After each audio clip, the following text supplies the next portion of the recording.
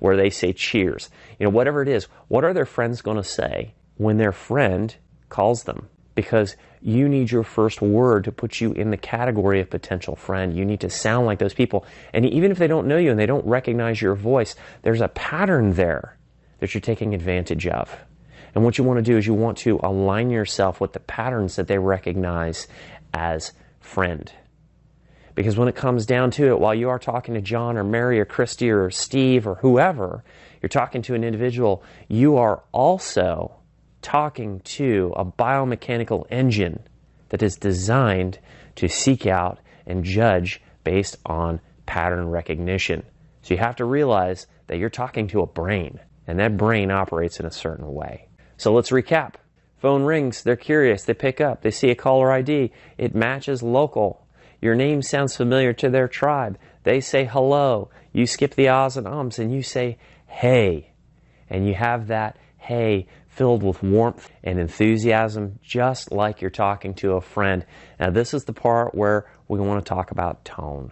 There's a lot of folks that train sales that talk about infusing energy into your voice. And I think that there's not enough time spent on what type of energy we're talking about. I've had countless salespeople come in and try and put on this fake cheerleader falsetto of, hey, how you doing? And that's crazy energy. That's insincere. That's not what you're looking for. So let's talk about the type of energy that you want when you say hey, or when you say hi, or when you say hello, or when you say good morning. Whatever your greeting is that you feel is going to be best received. You need warmth. And you need something that's going to generate curiosity. And there's a specific tone for that. Now, I like to call it the sexy secret, because that's the easiest way to envision what's going on here.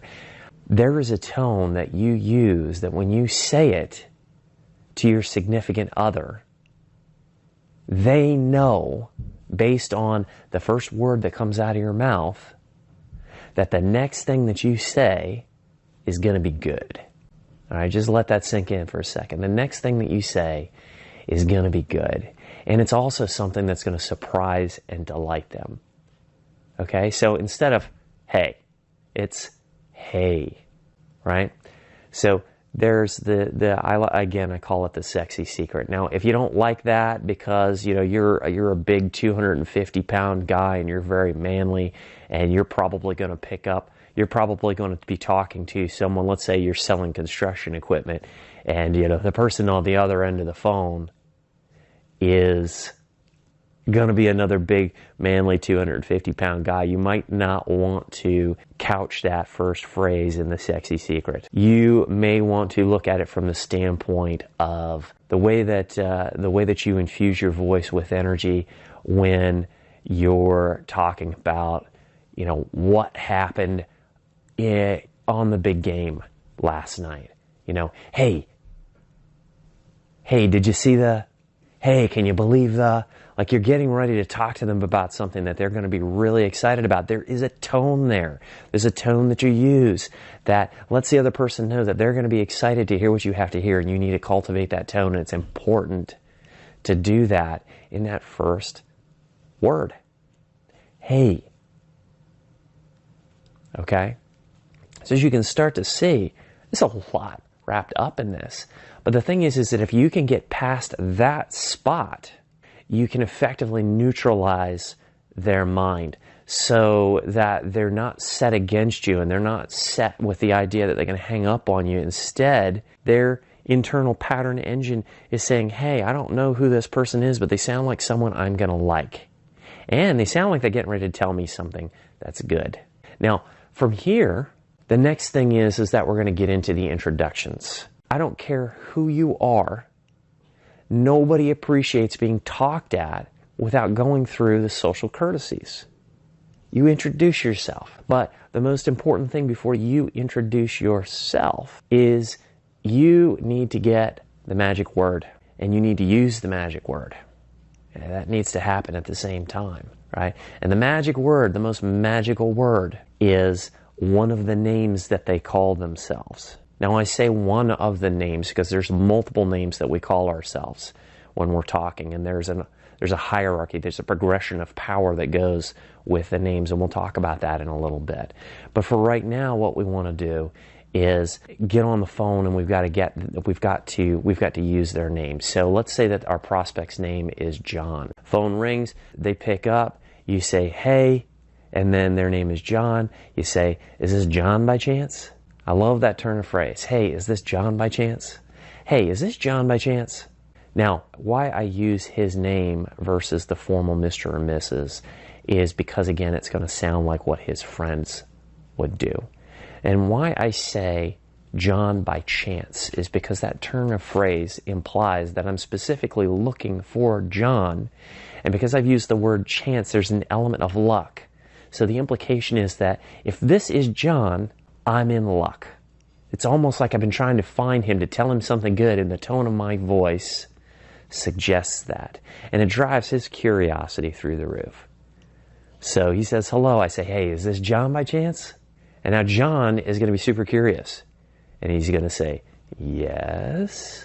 Who's this? And that's when you're going to start getting into your introduction. Now, I don't know what business you're in. I don't know what you're selling. I don't know if you even are in a business. Maybe you're just trying to persuade somebody to go on a date with you. Okay? So let's assume for a second that they don't know who you are. I like to, again, lean on the pattern recognition engine that your brain has. And I'm going to give them another pattern to chew on. And this pattern is what I call a location drill down. And I couple it with a descending tone in my voice. Because a descending tone in your voice indicates authority. That's the voice that parents use with their children. Put that down. Go to bed. Stop doing that. You're going from higher to lower. And we all recognize that tone. It's deeply ingrained in us from age 0 all the way through. Probably if your parents are still alive, they still use that tone with you and you still respond to it. It's the parental tone. It's the authoritative tone. It's the military tone. It's the police tone. Sir, step out of the car. It's the tone of authority. But we're going to use it delicately here. We're going to use it lightly. If you over-season the conversation, they're going to spit it out. So you're going to say, hey, is this John by chance? And that's your turn. And they're going to use their turn by saying yes. And then you're going to say, hey, John, this is Jason Morris with blankety blank over on blank next to the blank. Okay? And what I'm doing is over by and next to. What I'm doing is a location drill down. Okay, now what did I just do there? Well, the reason I did a location drill down is because I want to get them off of trying to decide who I am and scrolling through their mental database trying to figure out who I am. And I want them paying attention to the location. I want to get their brain off of me and onto the mental images I'm trying to project. Okay? They are going through their head now. They're on a map. And they're trying to figure out where you are. You're giving them down by the bowling alley, on Main Street. So now they got a clear location, and if it's a location that they've been before, that heightens the level of familiarity. Now, the other thing that it does, other than drag them off of trying to figure out who you are, is by doing a location drill down, you're using a technique that is somewhat of a memory prompt. So the way that we might use that in normal conversation is if we run into someone on the street that we recognize, and let's say that we went to kindergarten with them, and you want to strike up a conversation with them. So you go, hey, John? And they go, yeah. And they're looking at you with a little confusion on their face. And you go, it's me, Jason, from Mrs. Crimp's class in 2nd grade down at Booker Elementary School. We used to play with Play-Doh together. You know, it's that multi-stage drilling down, trying to get them to a specific memory that they can latch onto and go, oh, yeah, Jason. But what happens is, because we're familiar with this pattern, is that the brain goes, okay, I'm now following you to a specific point in time. I'm assuming that you're going to divulge at some point the secret as to how I know you. Because at this point, they're wondering if they know you. And you've actually triggered a little bit of doubt and a little bit of confusion, because what's going on there is that they're feeling like you're doing this to prompt a memory. They're not coming up with the memory, and now they're embarrassed because they feel like they've forgotten you. And so what's going to happen is they're going to go into that mode, the hey man mode, where they know they should know you, but they don't. And so they're going to act like they do. So what you're doing is you're actually triggering a level of courtesy from them that you might not get if you just went in straight cold and you didn't do that location drill down technique. So you're going to go, hey, this is Jason with ABC Florist down on Main Street next to the bowling alley. And then what you're going to do is you're going to ask them a question. Okay, and it's like sticking out your hand and introducing yourself through the phone. And the question you're going to ask is, how are you? And all of this is done in a descending tone of voice. It says, hey, it's Jason with ABC Florist down on Broad Street next to the bowling alley. How are you? And what are they going to say? They're going to be highly likely to say, good, how are you? And that's what you want. Because once you've asked them how they are, and they've responded in kind and asked you how you are, you have now instituted the laws of courtesy. You have triggered a pattern within them where they're going to treat you as though you are a new person that they have just met, and now they're supposed to be nice to you. They're on their best behavior because you're a new acquaintance. And you may be a new potential member of their tribe, because after all, you sound like a friend. Okay? So you're going to say, good, how are you? And I'm going to say, great, with enthusiasm, and then I'm going to drop a command in there. And the reason I can use this command is because I've taken them through curiosity, that I've destabilized them, and I've introduced some doubt because they don't know who I am. So they're in this weird, unstable position, and they're looking for just something to grab onto to get their grounding again and figure out where they belong in this conversation. What should they do?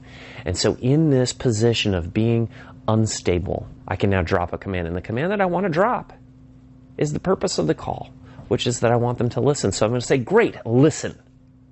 And I'm going to say it emphatically with a descending tone. Okay? And it just goes right in there. Right? They don't know what they're supposed to do, so you're going to tell them what they're supposed to do, and what they're supposed to do is listen. And now they are primed to hear what you're going to say. Now, that's the initial part of the conversation, of course. So now we start getting into the purpose of the call. So great, listen. And I like to say now after that. Listen, now. I don't think, I'm giving them a series of commands. Listen, now, I don't think you were expecting my call. So if you listen to that, I've told them listen, I've told them now, I've told them don't think, and I've told them they were expecting my call. So now in that state of confusion, I've just dropped 4 heavy commands on them to sit there and listen to me, and they kind of go into a little bit of a trance when I do this, if I have done the preceding parts of the call correctly. Okay, listen, now, I don't think you were expecting my call. The reason I was ringing your phone is, and then you launch into your purpose of your call. Okay, and I like to use secondary language, which is the unusual turns of phrase, to keep their level of curiosity high and keep them guessing as to the purpose of the call. So you notice I said the reason I'm ringing your phone versus the purpose of my call, or I called because. Any of those other things are very standard things to say. I love to say ringing your phone because they probably haven't heard that. You know, and if you're from a country where, let's say you're calling people in the U.S. and you're from a country where your dialect is slightly different, and you say the reason I'm chatting you up, well, that's going to drive their curiosity even further. Okay? And of course, the purpose of the call at this point, you have to decide what the heck that purpose is.